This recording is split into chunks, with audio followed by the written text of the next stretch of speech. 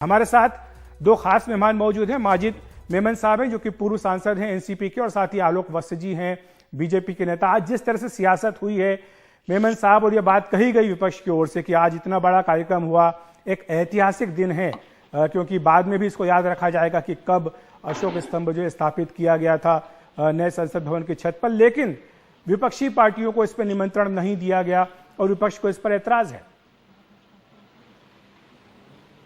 धन्यवाद। देखिए, विपक्षी पार्टियों का ये कहना बिल्कुल स्पष्ट से आपके व्यूअर्स इसे समझ लें कि आपत्ति इस बात पर नहीं है कि प्रधानमंत्री या लोकसभा के अध्यक्ष इसका अनावरण करें और इस तरह से एक आयोजन किया जाए। इस पर कोई आपत्ति नहीं है। अभी जहाँ तक कि नए संसद भवन की बात है, इस पर आपत्ति उस समय ली गई थी जब भूमि पूजन किया गया था और जब इसका कार्यक्रम की घोषणा की गई थी कि कितने करोड़ रुपए इसमें लगेंगे। उस समय विपक्ष का ये कहना था कि एक तरफ किसानों की बड़ी समस्याएं देश के सामने थी, दूसरी तरफ कोविड का मामला था, और ऐसे समय पर प्राथमिकताएं जो थी वो सरकार की गलत थी, ये उस समय कहा गया था। आज के संदर्भ में मैं ये कहना चाहूँगा कि नया संसद भवन जिसका एक हिस्सा, जिसका आज अनावरण किया गया, उसके चिन्ह का, अशोक चक्र का, ये एक कोई राजनीतिक पक्ष का कार्यक्रम नहीं है। और अगर ये सरकारी कार्यक्रम है, जैसा कि सरकार के प्रमुख मुखिया प्रधानमंत्री जी वहाँ उपस्थित थे, उनके हाथों से किया गया, और जैसा कि स्पीकर साहब मौजूद थे, वहाँ पर विपक्ष के नेताओं को न बुलाने का कोई कारण समझ में नहीं आता। भारतीय जनता पार्टी के कुछ नेताओं को मैं पिछले घंटों से इसके जवाब में ये कहते हुए सुन रहा हूँ कि साहब, विपक्ष ने तो इसका बहिष्कार किया था, विपक्ष तो इसके खिलाफ टिप्पणियाँ की थी। अगर विपक्ष इसका बहिष्कार करता भी है तो मुझे लगता है कि लोकतंत्र और संवैधानिक सिद्धांतों के तहत जिसने भी ये कार्यक्रम का आयोजन किया, सरकार ने किया, भारतीय जनता पार्टी ने किया, एनडीए ने किया, जिसने भी किया हो, उस पर ये उसका दायित्व था कि वो पक्ष को न्योता देते और इसको एक लोकतांत्रिक तरीके से एक संविधान के दायरे में आयोजन इसका करते तो बेहतर होता। आलोक जी, आपने सुना होगा माजिद साहब को, जो उनकी शिकायत है एक तरह से जायज़ भी है, क्योंकि लोकतंत्र में सरकार अगर है तो विपक्ष भी संसद का एक प्रमुख हिस्सा है। और ऐसे में जबकि एक ऐतिहासिक घटना है, चाहे भूमि पूजन हुआ हो 2 साल पहले या आज अशोक चिन्ह की वहाँ पर स्थापना की गई हो नए संसद भवन की छत पर, आखिर विपक्ष को बुला लेते तो क्या हो जाता? क्या ये संसद केवल सरकार की है या सिर्फ बीजेपी की संसद है? क्या विपक्ष की संसद नहीं है? इस तरह के सवाल उठना जायज है अगर विपक्ष को निमंत्रण नहीं दिया जाता है तो।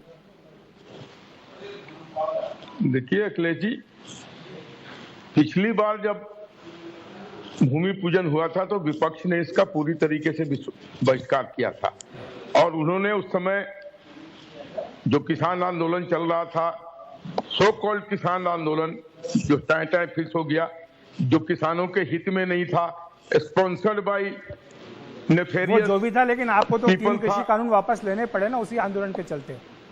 सर, हमने वापस ले लिया जब लोगों की इस तरीके का दबाव पड़ा तो। लेकिन आज वो किसान आंदोलन कहां चला गया है इससे आप भी वाकिफ हैं। पंजाब में उन्होंने पार्टी बनाई, लेकिन हमारा मुद्दा आलोक जी किसान आंदोलन नहीं है। हम चर्चा आज कर रहे हैं जो अशोक स्तंभ बनाया गया, उसके अनावरण के कार्यक्रम में विपक्ष को क्यों निमंत्रण नहीं दिया गया? ओवैसी जी का कहना कि प्रधानमंत्री ने क्यों इसका शुभारंभ किया, क्यों इसको इनॉग्रेट किया, तो भाई एक संसदीय दल के कप्तान के नाते अगर उन्होंने किया तो इसमें क्या हर्ज है? हाँ, उन्होंने कहा कि शक्तियों का विभाजन है, इसमें सरकार अलग है, संसद अलग है, न्यायपालिका अलग है। तो ये अगर आप कार्यपालिका के प्रमुख के नाते अगर प्रधानमंत्री करते हैं तो संसद के अधिकार का क्या? उनको लोकसभा के अध्यक्ष ने ही न्योता दिया था इनॉग्रेट करने के लिए, ये भी स्पष्ट है। और हाँ, आपकी इस बात से और मेनन साहब की भी बात से सहमत हूं कि प्रतीक के रूप में भी कोरोना कोड ऑफ कंडक्ट के तहत भी उनको एक दो विपक्ष के बड़े नेताओं को जरूर बुलाना चाहिए था। ठीक है। यहाँ पर मेरे समझ से कोई थोड़ी चूक हो गई है। जी, चूक हो गई है मेमन साहब। बीजेपी के नेता हैं आलोक जी, कह रहे हैं कि बुलाना चाहिए था विपक्षी नेताओं को, लेकिन जिस तरह का कार्यक्रम हुआ, क्या खुद विपक्ष को भी आगे नहीं आना चाहिए, स्वागत नहीं करना चाहिए, क्योंकि ये एक ऐतिहासिक इमारत है, आने वाली पीढ़ियां इसको याद रखेगी। देखिए आलोक जी, आपके इस बड़प्पन का मैं बहुत ही आदर करता हूं कि भारतीय जनता पार्टी के एक स्पोक्सपर्सन की हैसियत से आप जो आज जनता के सामने बोल रहे हैं, उसमें आपका ये मान लेना कि नेता विपक्ष के नेताओं को न देना एक चूक है। मैं समझता हूँ विवाद वहाँ खत्म हो जाता है, मेरा ये मानना है। और मैं आपसे फिर बहुत ही नम्रता के साथ ये कहूँगा कि संसद जहाँ सांसद बैठने वाले हैं, क्या सभी भारतीय जनता पार्टी के, एनडीए के या रूलिंग पार्टी के ही सांसद बैठेंगे? वहाँ जाहिर है उनकी टिप्पणी करने वाले, उनके विरोधी सांसद भी तो बैठने वाले हैं। लेकिन मेमन साहब, पहले दिन से ही विपक्ष विरोध कर रहा है सेंट्रल विस्टा प्रोजेक्ट का। शुरू से आप कह रहे हैं कि ये पैसों की बर्बादी है, ये पुरानी इमारतें, इनको नहीं छेड़ा जाना चाहिए, नई इमारतें नहीं बननी चाहिए। तो ऐसे में फिर विपक्ष क्यों उम्मीद कर रहा है कि वो सरकार उनको जो है निमंत्रण देगी? पहले मुझे थोड़ा सा मौका दे तो मैं अपनी बात रख पाऊं। आलोक जी, विनती मैं आपसे करूंगा, अखिलेश जी, कि इतना बड़ा फैसला, इतने हजार करोड़ रुपए इस पे सर्फ करना, क्या ये जायज था या नहीं था, इसका संसद में पूरी तरह से विचार विमर्श करना, राय लेना बहुत आवश्यक था, जो नहीं किया सरकार की, मोदी सरकार की आदत रही है कि ऐसे बड़े फैसले जिसमें जनता का सारा पैसा लग रहा है इतनी बड़ी संख्या में, उस पर आप अगर विपक्ष की राय नहीं लेते, विपक्ष की राय लेते, उसे रद्द कर देते, क्योंकि आपके पास मेजॉरिटी है, वो दूसरी बात थी। लेकिन इन तमाम चीज़ों को एक अपनी एग्जीक्यूटिव के तौर पर ही तय कर लेना, और इस पर हमने विरोध दर्शाया था। ठीक है। और हम जैसा कि कहा कि उन दो मुद्दों पर विरोध दर्शाया था कि किसानों की उस वक्त परिस्थिति बहुत खराब थी देश में, सारे देश के किसान परेशान थे, और वो जो कह रहे थे कि वो काले कानून वापस ले लें, उस पर सरकार आखिरन झुकी।